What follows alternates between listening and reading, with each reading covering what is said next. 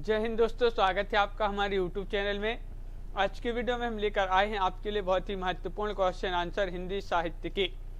Video पूरा अवश्य देखिए। अगर आप चैनल पर पहली बार आए हैं तो चैनल को सब्सक्राइब कर लें, वीडियो को लाइक कर लें और ज़्यादा से ज़्यादा वीडियो को शेयर करें ताकि अन्य लोग भी यह वीडियो देख सकें। तो चलिए स्टार्ट करते हैं। आज का अपना बहुत ही महत्वपूर्ण क्वेश्चन आंसर यहाँ पर लेकर आए हैं आपके लिए हिंदी साहित्य के। तो सभी लोग चैनल को सब्सक्राइब अवश्य कर लेंगे और आज का अपना फर्स्ट क्वेश्चन देखिए। तो आज का अपने यहाँ पर फर्स्ट क्वेश्चन पूछा है, श्रीधर पाठक की रहस्यवादी कविता है, कौन सी है? ये आपके लिए कमेंट में बताना है। 4 विकल्प आपके यहाँ पर दिए गए हैं, क्या होगा सही आंसर ये आपको कमेंट में बताना है। बताइए, श्रीधर पाठक की रहस्यवादी कविता कौन सी है? तो आपका यहाँ पर जो सही आंसर है 51 का राइट आंसर होगा विकल्प नंबर बी, यानी कि सुसंदेश। सुसंदेश आपका सही आंसर होगा, विकल्प नंबर बी आपका सही आंसर है। क्वेश्चन नंबर यहाँ पर 52वां क्वेश्चन पूछा गया है। देखिए, अयोध्या सिंह उपाध्याय हरिऔध की प्रथम रचना कौन सी है? महत्वपूर्ण क्वेश्चन है, बताइए। प्रिय प्रवास, कृष्ण शतक, वैदेही वनवास या रस कलश, ये 4 विकल्प हैं। बताइए क्वेश्चन नंबर 52 का सही आंसर।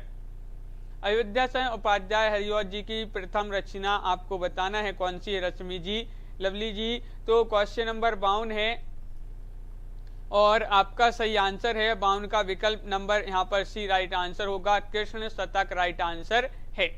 कृष्ण शतक आपका सही आंसर होगा, बिल्कुल सही राइट आंसर बताया है। अगला क्वेश्चन देखिए, क्वेश्चन नंबर आपका यहाँ पर 53 पूछा गया है। यहाँ पर है कि हरिऔध जी ने अपने किस ग्रंथ में नायिका वेद के अंतर्गत देश प्रेमिका, लोक प्रेमिका, जाति प्रेमिका, परिवार प्रेमिका की आदर्श कल्पना की है? कृष्ण शतक में, वैदेही वनवास में, रस कलश में या प्रिय प्रवास में? अर्शदीप जी, लवली जी, राज जी, राहुल राज जी, क्या होगा यहाँ पर सही आंसर? क्वेश्चन नंबर 53 है और आपका सही आंसर होगा विकल्प नंबर आपका डी राइट आंसर है, रस कलश में आपका सही आंसर होगा। हरिऔध जी ने जो रस कलश ग्रंथ में नायिका वेद के अंतर्गत देश प्रेम, लोक प्रेमिका, देश प्रेमिका, लोक प्रेमिका, जाति प्रेमिका और परिवार प्रेमिका की आदर्श कल्पना की है रस कलश में। क्वेश्चन नंबर आपका यहाँ पर क्या होगा? क्वेश्चन नंबर आपका यहाँ पर 54 दिया गया है कि देखिए, हिंदी खड़ी बोली का प्रथम महाकाव्य प्रिय प्रवास कितने सर्गों में विभक्त है? 17, 15, 7 या 11? क्वेश्चन नंबर अपना यहाँ पर पूछा गया है 54 और 54 का सही आंसर बताना है। बताइए 54 का सही आंसर बताइए। महत्वपूर्ण क्वेश्चन यहाँ पर पूछा गया है और आपका सही आंसर होगा यहाँ पर विकल्प नंबर 1, यानी कि 17 है। जो महाकाव्य माना जाता है प्रिय प्रवास कितने सर्गों में विभक्त है? तो 17 आपका सही आंसर होगा, बिल्कुल सही राइट आंसर है। अगला क्वेश्चन देखिए, क्वेश्चन नंबर आपका यहाँ पर 55 क्या पूछा गया है? तो 55वां क्वेश्चन आपका यहाँ पर दिया गया है। देखिए, मैथिली शरण गुप्त ने अपना काव्य गुरु किसे माना है? सूरदास को, वल्लभाचार्य को, महावीर प्रसाद द्विवेदी को या तुलसीदास जी को? बताइए। क्वेश्चन नंबर यहाँ पर आपका 55 है और 55 का सही आंसर बताना है। तो मैथिली शरण गुप्त जी ने अपना काव्य गुरु किसे माना है? तो राइट आंसर है महावीर प्रसाद द्विवेदी आपका सही आंसर होगा, विकल्प नंबर डी राइट आंसर है, बिल्कुल सही, महावीर प्रसाद द्विवेदी राइट आंसर होगा। क्वेश्चन नंबर आपका यहाँ पर 56 है, हरिऔध जी का रीति ग्रंथ कौन सा है? रस कलश या फिर पारिजात, चौके चौपदे या पद प्रसून? क्वेश्चन नंबर 56 का आंसर बताना है और 56 का सही आंसर क्या होगा? हरिऔध जी का रीति ग्रंथ आपके लिए बताना है कौन सा है, बताइए। सभी लोग एक बार वीडियो को लाइक भी कर लेंगे जिन्होंने वीडियो को लाइक नहीं किया है। और आपका यहाँ पर क्वेश्चन नंबर 56 का सही आंसर है विश्वास मलिक जी, विकल्प नंबर आपका यहाँ पर 1 राइट आंसर है, रस कलश। रस कलश आपका यहाँ पर सही आंसर है। क्वेश्चन नंबर आपका यहाँ पर 57 पूछा है, प्रिय प्रवास में किस रस की प्राधान्यता है? वीर रस, श्रृंगार रस, श्रृंगार और करुण रस या वीर और श्रृंगार रस? क्वेश्चन नंबर 57 का आंसर बताइए, प्रिय प्रवास में किस रस की प्राधान्यता है? तो 57 का सही आंसर है आपका विकल्प नंबर डी, यानी कि श्रृंगार और करुण रस। देखिए जो प्रिय प्रवास है ये हरिओ जी की रचना, इसमें किस रस की प्राधान्यता है? तो श्रृंगार और करुण आपका विकल्प नंबर डी राइट आंसर होगा। 57 का Babita G D right answer है। क्वेश्चन नंबर 58 पूछा है, हरिओद कृत वैदेही वनवास है, ये क्या है?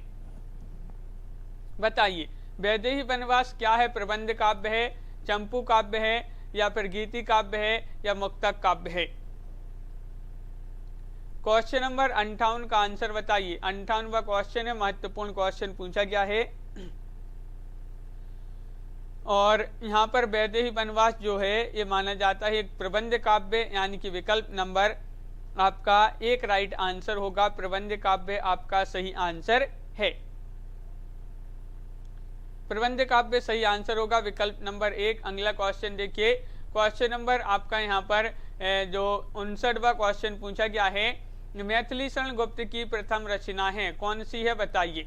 भारत भारती, साकेत, रंग में भंग या यशोधरा? क्वेश्चन नंबर 59 का सही आंसर बताना है। 59 का सही आंसर क्या होगा? मैथिली शरण गुप्त की रचना है तो कौन सी है प्रथम रचना इनकी? तो 59 का सही आंसर होगा रंग में भंग। बिल्कुल सही आंसर, रंग में भंग विकल्प नंबर बी। यहाँ पर सभी लोगों ने जिन्होंने भी बी बताया है उनका राइट आंसर है रंग में भंग आपका सही आंसर होगा। प्रथम रचना मानी जाती है मैथिली शरण गुप्त जी की। क्वेश्चन नंबर 60 पूछा है, मैथिली शरण गुप्त को राष्ट्र कवि की उपाधि किसने दी? क्वेश्चन नंबर 60 का आंसर बताइए। महत्वपूर्ण क्वेश्चन पूछा गया है, क्या होगा सही आंसर? हिंदी साहित्य सम्मेलन, या फिर नागरिक पहचानी सभा ने, या केंद्रीय हिंदी निदेशालय, या महात्मा गांधी? तो मैथिली शरण गुप्त जी को राष्ट्र कवि की उपाधि किसने दी? तो 60 का सही आंसर है आपका विकल्प नंबर यहाँ पर सी राइट आंसर होगा। महात्मा गांधी सही आंसर होगा। महात्मा गांधी जी ने जो है राष्ट्र कवि की उपाधि किसको दी थी? मैथिली शरण गुप्त जी को। बिल्कुल सही। अगला क्वेश्चन क्या है देखिए, क्वेश्चन नंबर 61 पूछा है, द्विवेदी युग के किस कवि को राज्यसभा का सदस्य नियुक्त किया गया? बताइए। हाँ राहुल जी बिल्कुल। तो द्विवेदी युग के किस कवि को राज्यसभा का सदस्य नियुक्त किया गया? महावीर प्रसाद द्विवेदी, हरिऔध, श्रीधर पाठक, या मैथिली शरण गुप्त? क्वेश्चन नंबर 61 का आंसर बताना है। 61 का सही आंसर क्या होगा? महत्वपूर्ण क्वेश्चन है और यहाँ पर आपका 61 का जो सही आंसर है वह है आपका राइट आंसर विकल्प नंबर यहाँ पर 61 का डी राइट आंसर होगा, मैथिली शरण गुप्त। मैथिली शरण गुप्त राइट आंसर होगा। इनको जो है राज्यसभा का सदस्य नियुक्त किया गया था। विकल्प नंबर डी आपका सही आंसर है। अगला क्वेश्चन क्या है तो देखिए, मैथिली शरण गुप्त की लोकप्रियता का मूलाधार ग्रंथ कौन सा है? भारत भारती, यशोधरा, साकेत, या पंचवटी? क्वेश्चन नंबर आपका यहाँ पर जो 62वां क्वेश्चन पूछा गया है इसका सही आंसर क्या होगा?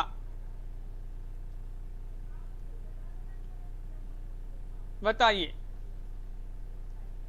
मैथिली शरण गुप्त की लोकप्रियता का मूलाधार ग्रंथ कौन सा है? तो 62 का सही आंसर होगा आपका यहाँ पर विकल्प नंबर 1 यानी कि भारत भारती आपका सही आंसर होगा। भारत भारती बिल्कुल सही राइट आंसर बताया है। 62 का विकल्प नंबर 1। क्वेश्चन नंबर 63 पूछा, भारत भारती का प्रकाशन वर्ष बताइए। क्या होगा क्वेश्चन नंबर 63 का सही आंसर? क्वेश्चन नंबर 63 का आंसर बताना है। भारत भारती का प्रकाशन वर्ष क्या माना जाता है, जो कि महत्वपूर्ण क्वेश्चन पूछा गया है। तो 4 विकल्प भी दिए गए हैं, 1910, 1912, 1914, 1916। तो क्वेश्चन नंबर 63 है उदय जी, और इसका जो सही आंसर है बिनू जी, वह है आपका सही आंसर क्वेश्चन नंबर 63 का विकल्प नंबर बी, यानी कि 1912 ईस्वी आपका सही आंसर होगा।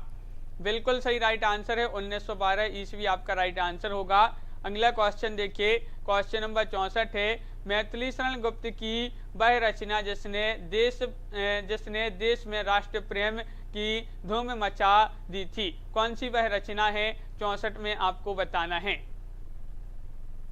बताइए। मैथिली शरण गुप्त जी की वह रचना जिसने देश में राष्ट्र प्रेम की धूम मचा दी, साकेत, भारत भारती, यशोधरा या जय भारत। तो क्वेश्चन नंबर आपका यहाँ पर जो 64 है, इसका सही आंसर होगा भारत भारती। भारत भारती यह मैथिली शरण गुप्त जी की बहुत ही महत्वपूर्ण रचना है, जिसने देश में राष्ट्र प्रेम की धूम मचा दी। तो विकल्प नंबर सी यहाँ पर बिल्कुल सही, जिन्होंने सी बताया है उनका सही आंसर होगा। यहाँ पर पूछा है कि सुमेलित कीजिए, तो चलिए सुमेलित कर देते हैं। यहाँ पर जगत सच्चाई सार, इसके रचनाकार कौन होंगे?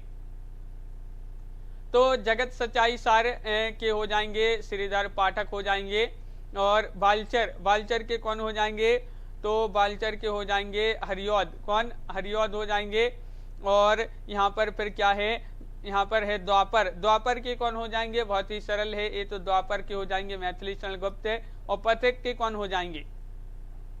पथिक के हो जाएंगे रामनरेश त्रिपाठी। इस प्रकार सम्मिलित किए गए हैं। देखिए तो यहाँ पर इस प्रकार यहाँ पर सम्मिलित किए गए हैं, बिल्कुल सही आंसर है। कूट भी आपके यहाँ पर दिए गए थे, और यहाँ पर कूट में आपका यहाँ पर 2 कूट यहाँ पर दिए गए थे, जिसमें आपका डी राइट आंसर था। बिल्कुल। क्वेश्चन नंबर 66 पूछा है आपसे कि प्रकाशन काल की दृष्टि से सही अनुक्रम आपके लिए यहाँ पर बताना है, क्या होगा सही आंसर?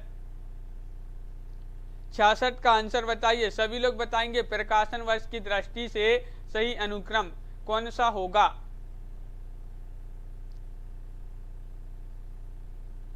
तो यहाँ पर आपका जो 66वां क्वेश्चन है, इसका सही आंसर होगा प्रिय प्रवास, रस कलश, चौके चौपदे और वैदेही वनवास। इस प्रकार जो है सही आंसर होगा। विकल्प नंबर 1 राइट आंसर है। प्रिय प्रवास इसका जो है 1914 है, इसका प्रकाशन काल माना जाता है। प्रिय प्रवास का, रस कलश का 1931 माना जाता है।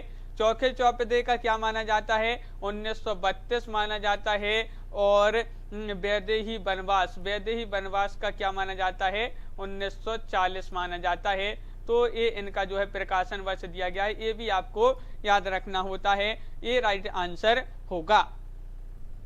क्वेश्चन नंबर आपका यहाँ पर 67 पूछा है। प्रकाशन काल की दृष्टि से सही अनुक्रम यहाँ पर भी आपको चयन करना है, क्या होगा सही आंसर क्वेश्चन नंबर 67 में?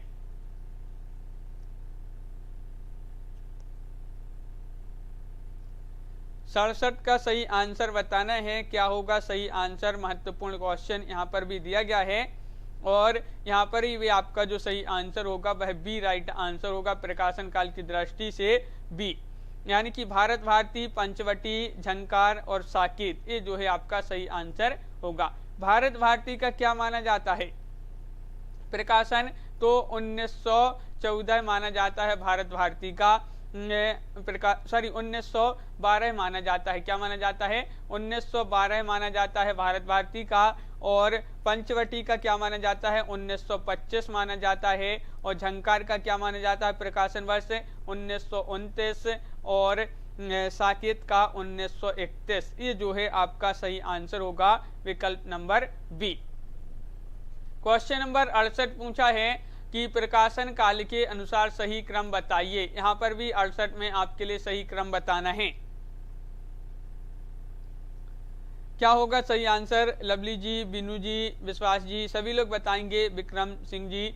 और यहाँ पर आपका सही आंसर क्या होगा? राइट आंसर बताना है। तो आपका सही आंसर है बिल्कुल सही 68 का सी, यशोधरा, द्वापर, जय भारत और विष्णुप्रिया, ये जो है आपका सी राइट आंसर होगा। यशोधरा का 1932 माना जाता है प्रकाशन काल, और द्वापर का क्या माना जाता है, 1936 माना जाता है द्वापर का। जय भारत का 1952 माना जाता है प्रकाशन काल, और विष्णुप्रिया का 1957 माना जाता है प्रकाशन काल, 1957 ईस्वी। तो ये जो है सी आपका सही आंसर होगा। क्वेश्चन नंबर आपका 69 पूछा है, साकेत का प्रथम सर्ग आरंभ होता है राम वंदना से, गणेश वंदना से, सरस्वती वंदना से, या साकेत के वैभव से। क्वेश्चन नंबर 69 का आंसर बताइए।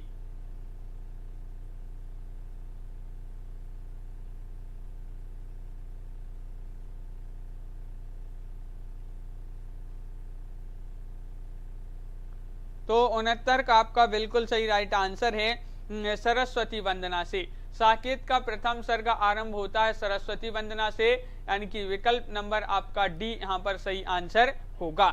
क्वेश्चन नंबर 70 पूछा है कि रामचरितमानस के बाद हिंदी में रामकाव्य का दूसरा स्तंभ साकेत है। यह साकेत का अर्थ यहाँ पर आपके लिए बताना है क्या है। अयोध्या, स्वर्गलोक, मृत्युलोक, या रामकथा। क्वेश्चन नंबर 70 है, महत्वपूर्ण है, बताइए।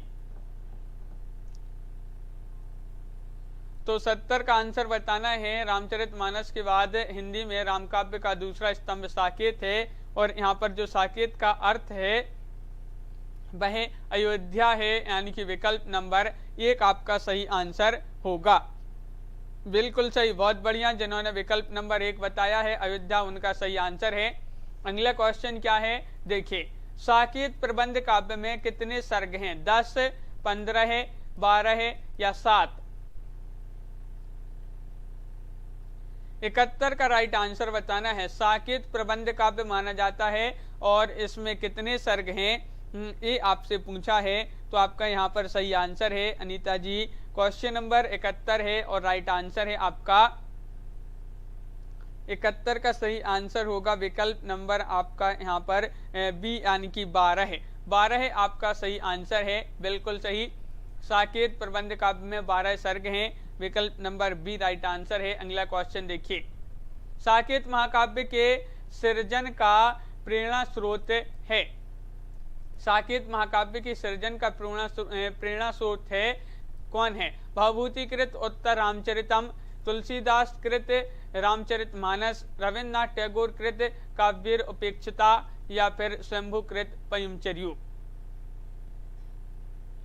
क्वेश्चन नंबर 72 का आंसर बताइए, क्या होगा राइट आंसर। साकेत महाकाव्य के सृजन का जो प्रेरणा स्रोत है वह क्या है? तो आपका सही आंसर होगा रविन्द्रनाथ टैगोर कृत काव्य उपेक्षिता, यानी कि 72 का आपका सी राइट आंसर होगा।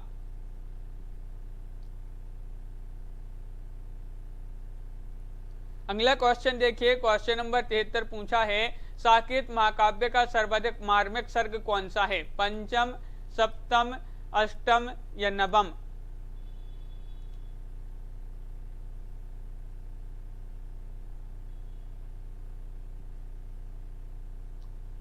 क्वेश्चन नंबर आपका 73 है, और राइट आंसर क्या होगा? महत्वपूर्ण क्वेश्चन है। साकेत महाकाव्य का सर्वाधिक मार्मिक सर्ग पूछा है 73 में, और आपका सही आंसर होगा विकल्प नंबर डी, यानी कि नवम आपका सही आंसर है।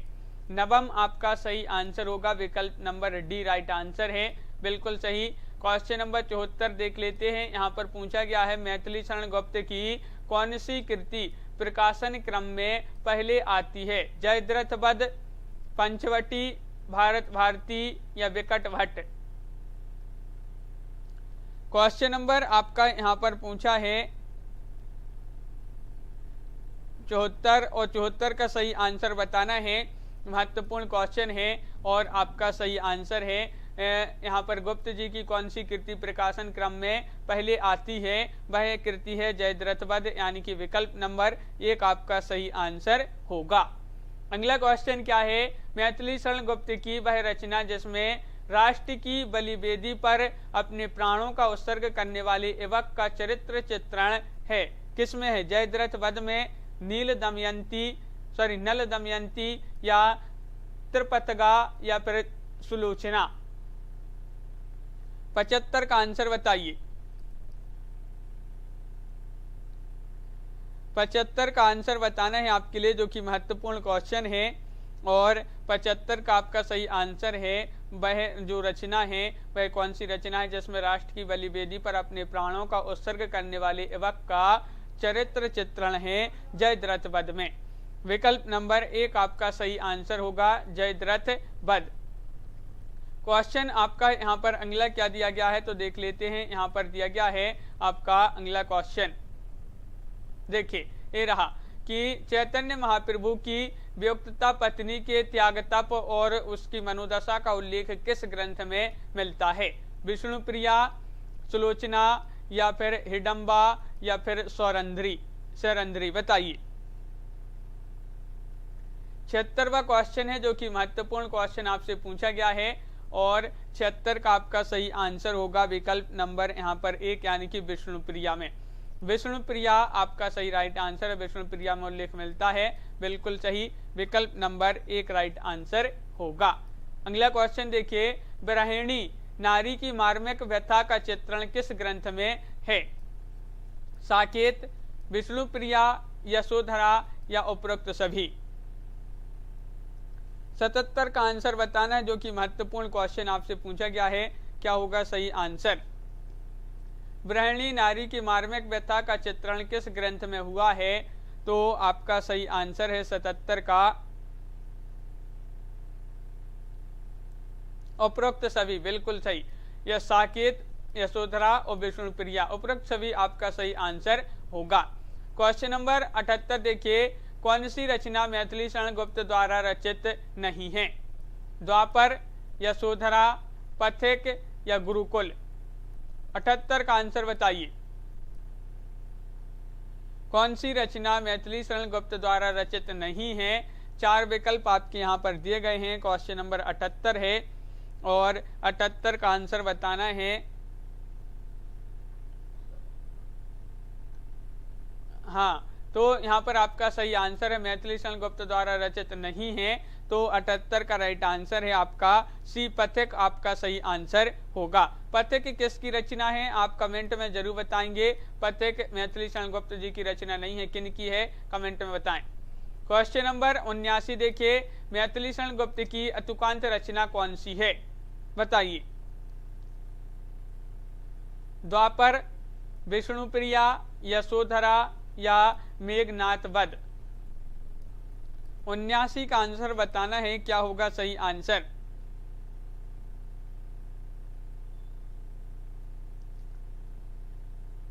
तो आपका सही आंसर है 79 का राइट आंसर होगा। हाँ, 79 का सही आंसर है मेघनाथ वध आपका राइट आंसर होगा। मैथिली शरण गुप्त की अतुकांत रचना कौन सी है? मेघनाथ वध आपका सही आंसर है। विकल्प नंबर डी राइट आंसर है। अगला क्वेश्चन देखिए, क्वेश्चन नंबर आपका 80 पूछा है, बौद्धकालीन संस्कृति को उद्घाटित करने वाला काव्य ग्रंथ कौन सा है?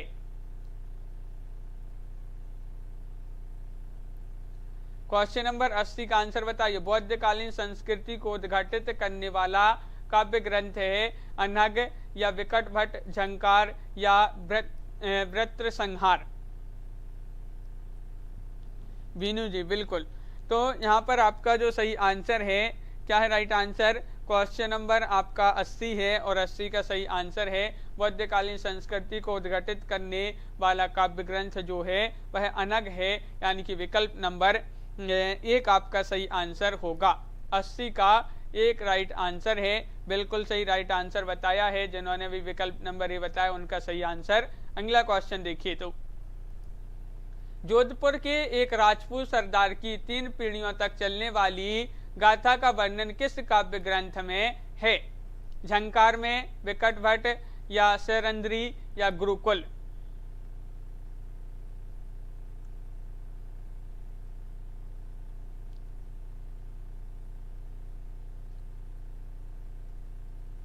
क्वेश्चन नंबर आपका यहाँ पर 81 है और 81 का सही आंसर होगा आपका विकट भट्ट, यानी कि विकल्प नंबर बी राइट आंसर है। जोधपुर के एक राजपूत राजा की जो है 3 पीढ़ियां, राजपूत सरदार की 3 पीढ़ियां तक चलने वाली गाथा का वर्णन किस ग्रंथ में है?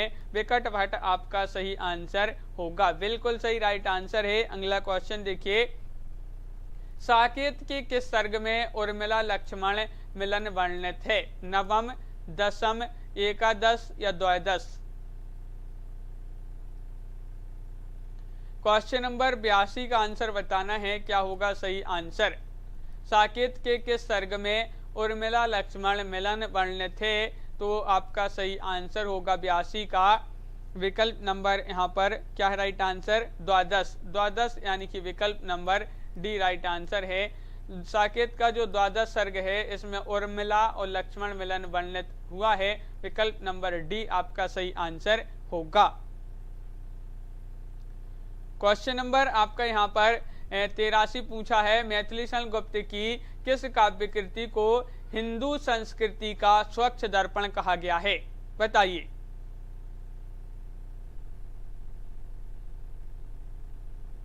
क्वेश्चन नंबर 83 का आंसर बताना है, मैथिली शरण गुप्त की किस काव्य कृति को हिंदू संस्कृति का स्वच्छ दर्पण कहा गया है? जय भारत, साकेत, विष्णुप्रिया या यशोधरा को? तो क्वेश्चन नंबर आपका यहाँ पर 83 है और 83 का आपका जो सही आंसर है वह है आपका राइट आंसर। क्या होगा राइट आंसर? जल्दी से बताइए कमेंट में, महत्वपूर्ण क्वेश्चन पूछा गया है और जय भारत यहाँ पर आपका सही आंसर होगा। जय भारत आपका राइट आंसर है। अगला क्वेश्चन क्या है देखिए, माइकल मधुसूदन दत्त की कृतियों का अनुवाद मैथिली शरण गुप्त ने किस उपनाम से किया है? कलाधर, मधुप, त्रिशूल या जक्की? सतीश जी क्या होगा सही आंसर? क्वेश्चन नंबर 84 है और बताइए 84 का right answer.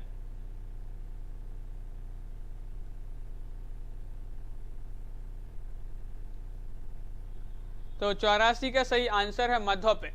Michael Madhusudan Dutt की कृतियों का अनुवाद मैथिली शरण गुप्त ने किस उपनाम से किया है? तो मधुप आपका सही आंसर होगा, यानी कि विकल्प नंबर बी आपका राइट आंसर होगा। अगला क्वेश्चन देखिए, त्रिशूल उपनाम किसका था? त्रिशूल उपनाम किसका है? बताइए। नाथुराम शर्मा शंकर, सिया रामशरण गुप्त, राय देवी प्रसाद पूर्ण या गया प्रसाद शुक्ल सनेही? 85 का आंसर। 85 का आंसर बताना है और त्रिशूल उपनाम किसका है? तो आपका राइट आंसर होगा विकल्प नंबर यहाँ पर 85 का राइट आंसर है सी, यानी कि गया प्रसाद शुक्ल सनेही। गया प्रसाद शुक्ल सनेही आपका सही आंसर होगा, विकल्प नंबर सी राइट आंसर है। अगला क्वेश्चन देखिए, जकी उपनाम से उर्दू में काव्य रचना करने वाले कवि का नाम बताइए। जयशंकर प्रसाद, राय देवी प्रसाद पूर्ण, जगन्नाथ दास रत्नाकर, मैथिली शरण गुप्त? सरल क्वेश्चन है। जकी उपनाम से उर्दू में काव्य रचना करने वाले कवि का नाम बताना है, तो आपका 86 का डी राइट आंसर होगा, जगन्नाथ दास रत्नाकर। रत्नाकर आपका सही आंसर है, बिल्कुल सही। अगला क्वेश्चन देखिए, भक्तिकाल और रीतिकाल का समन्वयक कवि किसे कहा जाता है? जगन्नाथ दास रत्नाकर, मैथिली शरण गुप्त, त्रिपाठी रामनरेश त्रिपाठी या हरिऔध? क्वेश्चन नंबर आपका यहाँ पर 87 है और 87 का सही आंसर बताना है, तो आपका राइट आंसर यहाँ पर होगा बिल्कुल सही, विकल्प नंबर आपका 1 राइट आंसर है रत्नाकर। भक्तिकाल और रीतिकाल का समन्वयक कवि कहा जाता है रत्नाकर जी को, तो विकल्प नंबर 1 आपका सही आंसर है। अगला क्वेश्चन देखिए, तो यहाँ पर पूछा है, कविता कामनीकांत, भारतेंदु प्रज्ञेंदु, साहित्य सुधाकर उपाधियों से सम्मानित कवि कौन हैं? गया प्रसाद शुक्ल सनेही, नाथुराम शर्मा शंकर, अयोध्या सिंह उपाध्याय हरिऔध या सुमित्रा नंदन पंत? 88 का आंसर बताना है, महत्वपूर्ण क्वेश्चन है।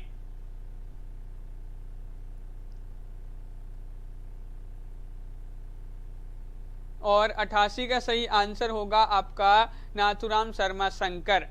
इनको जो है कविता कामनीकांत, भारतेंदु प्रज्ञेंदु, साहित्य सुधाकर इतनी उपाधियों से जाना जाता है, किनको? नाथुराम शर्मा शंकर जी को। क्वेश्चन नंबर आपका 89 है, अनुराग रत्न के रचनाकार हैं, कौन है? महावीर प्रसाद द्विवेदी, गया प्रसाद शुक्ल स्नेही, बाल मुकुंद गुप्त, नाथुराम शर्मा शंकर। 89 का आंसर बताइए।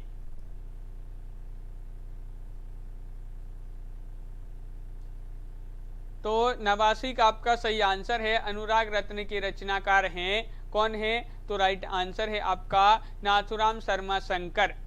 89 का भी सही आंसर होगा नाथुराम शर्मा शंकर, यानी कि विकल्प नंबर सी आपका सही आंसर होगा। नाथुराम शर्मा शंकर राइट आंसर है। अगला क्वेश्चन देखिए, तो क्वेश्चन नंबर आपका 90 है कि राय देवी प्रसाद पूर्ण की वह कृति जो कुंडलियां छंद में है, वह कौन सी कृति है?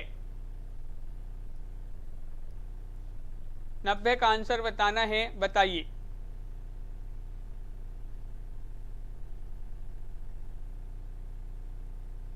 तो रायदेवी प्रसाद पूर्ण की वह कृति जो कुंडलियां छंद में है, तो 90 का आपका सही आंसर होगा स्वदेश कुंडल। स्वदेश कुंडल यानी कि विकल्प नंबर डी आपका सही आंसर होगा। बिल्कुल सही राइट आंसर है, जिन्होंने डी बताया है उनका सही आंसर होगा स्वदेश कुंडल, आपका सही आंसर है विकल्प नंबर डी। अगला क्वेश्चन देखिए, यहाँ पर पूछा है करुणा कादम्बिनी के रचनाकार कौन है? गया प्रसाद शुक्ल स्नेही, या महावीर प्रसाद द्विवेदी, या फिर रामचरित उपाध्याय, या बाल मुकुंद गुप्त। 92 का आंसर बताइए। 92वां क्वेश्चन है और करुणा कादम्बिनी के रचनाकार पूछा है, जो कि 91वां क्वेश्चन है 91, और 91 का सही आंसर होगा आपका गया प्रसाद शुक्ल स्नेही। विकल्प नंबर 1 आपका सही आंसर है, बिल्कुल सही। अब है क्वेश्चन नंबर 92, रामनरेश त्रिपाठी की फुटकर कविताओं का संग्रह क्या है? पथिक, या फिर मानसी, या स्वप्न, या फिर मिलन। क्वेश्चन नंबर 92 का आंसर बताइए। रामनरेश त्रिपाठी की फुटकर कविताओं का संग्रह है।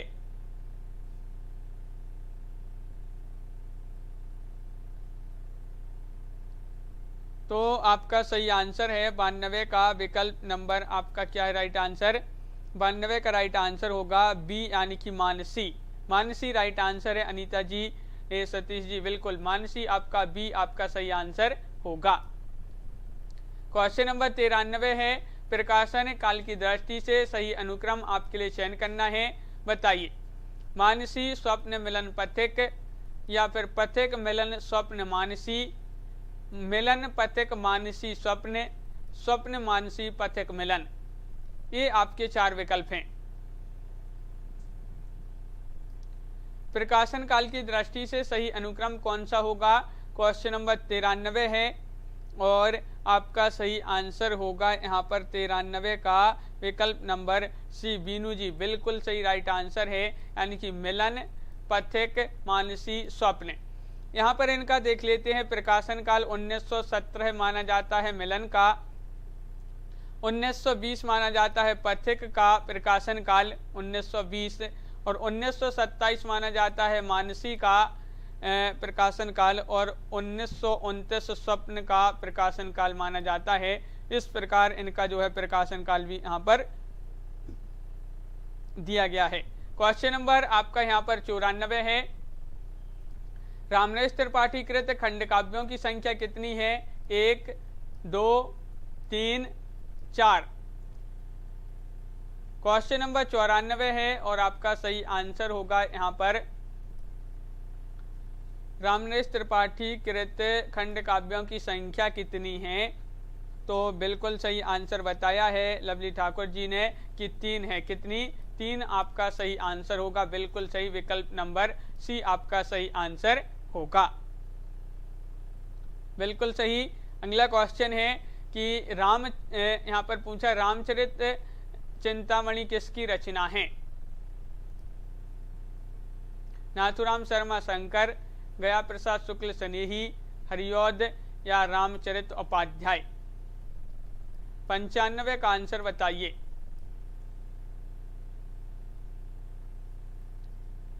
पंचानवे का आंसर बताना है। और रामचरित चिंतामणि एक इसकी रचना है, तो आपका राइट आंसर होगा रामचरित उपाध्याय।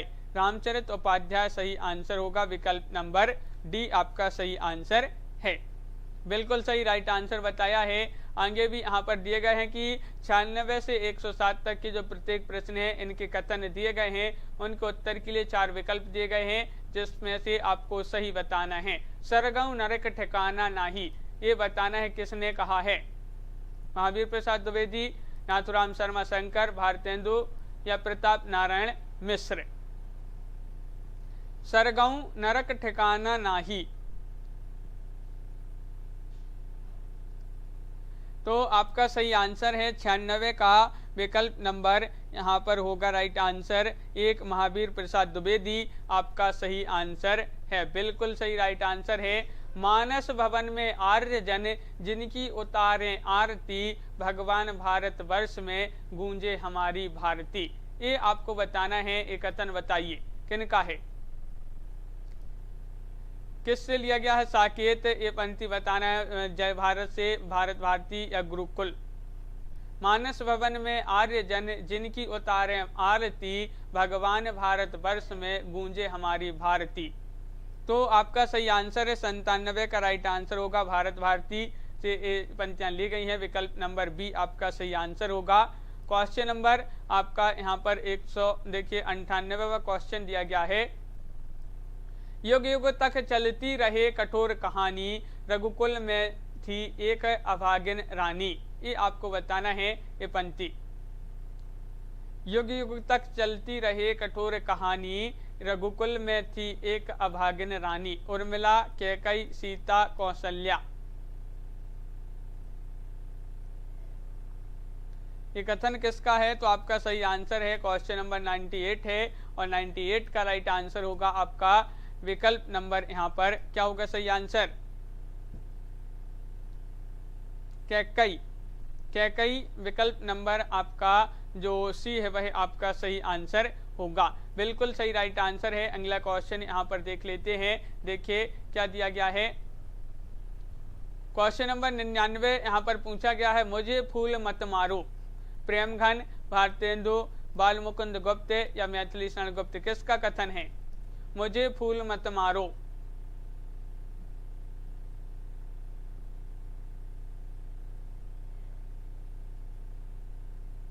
तो आपका सही आंसर होगा यहाँ पर 99 का राइट आंसर है, विकल्प नंबर डी मैथिली शरण गुप्त। मैथिली शरण गुप्त आपका सही आंसर है यहाँ पर, बिल्कुल सही आंसर। अगला क्वेश्चन देखिए। क्वेश्चन नंबर आपका यहाँ पर 100वां क्वेश्चन है, अधिकार खोकर बैठना यह महादुष्कर्म है, किसका कथन है? मैथिली शरण गुप्त, जयशंकर प्रसाद, श्याम नारायण पांडे या रामधारी सिंह दिनकर? अधिकार खोकर बैठना यह महादुष्कर्म है,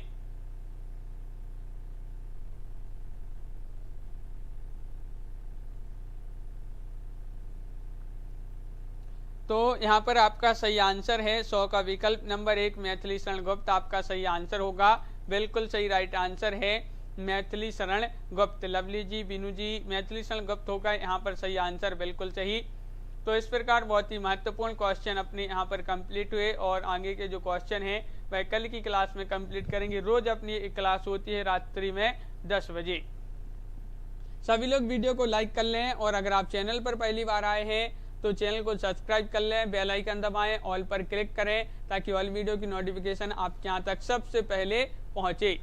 लाइक शेयर अवश्य करें सभी लोग। लवली ठाकुर जी, विश्वास मलिक जी, बीनू जी, अनीता जी, उदय जी और विक्रम जी, सतीश कुमार जी, लवली ठाकुर जी, उदय जी और विक्रम जी,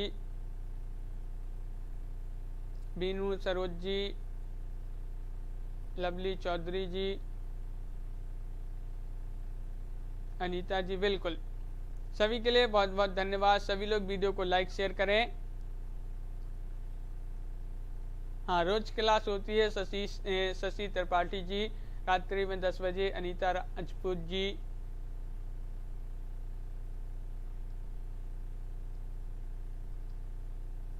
उदय जी, बीनू जी बिल्कुल। तो आज के वीडियो में बस इतना ही। सभी के लिए बहुत बहुत धन्यवाद और सभी के लिए शुभरात्रि विश्वास जी, और सभी के लिए जय हिंद।